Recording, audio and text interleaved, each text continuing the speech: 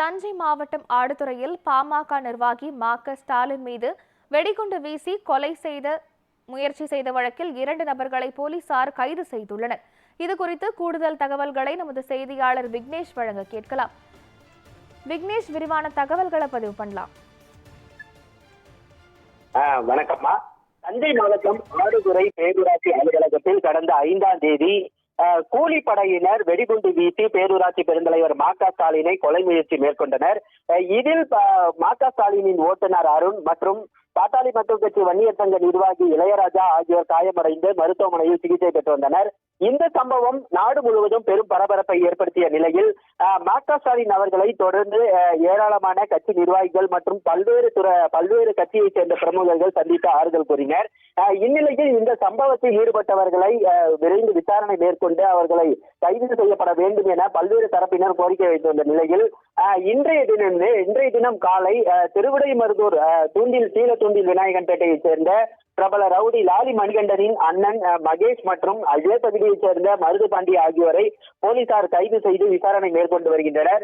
மேலும் இந்த சம்பவத்தில் ஈடுபட்டிருந்த அந்த காரை பறிமுதல் செய்து அந்த காரினையும் பிடித்து போலீசார் தீவிர விசாரணை மேற்கொண்டு வருகின்றனர்.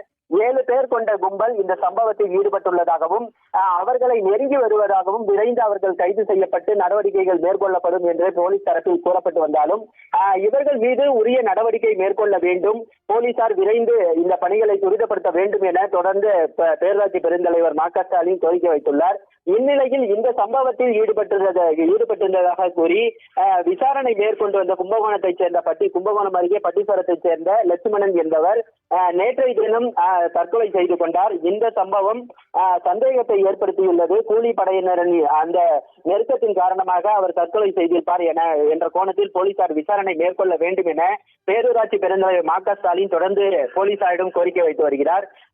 ஒரு அரசு அலுவலகத்தில் வெடிகுண்டு வீசப்பட்டு பேரூராட்சி பெருந்தலைவர் கொலை முயற்சி சம்பவம் நாடு முழுவதும் பரபரப்பை ஏற்படுத்திய நிலையில் அவர் இந்த சம்பவத்தில் ஈடுபட்டிருக்கக்கூடிய கூலிப்படையினரை விரைந்து கைது செய்யப்பட வேண்டும். இவர்கள் பின்னணியில் இருக்கக்கூடிய பொருளுதவி மற்றும் இவர்களுக்கு இது போன்ற செயல்களில் ஈடுபட அந்த முக்கியத்துவம் அளிக்கக்கூடிய நபர்களை விரைந்து கைது செய்து இந்த சம்பவம் இனி நடைபெறாத வண்ணம் அரசும் போலீசாரும் விரைந்து நடவடிக்கைகள் மேற்கொள்ள வேண்டும் எனவும் பேரூராட்சி பெருந்தலைவர் மற்றும் ஏராளமானோர் தொடர்ந்து அரசுக்கு கோரிக்கை வைத்து வருகின்றனர். தகவல்களுக்கு நன்றி விக்னேஷ்.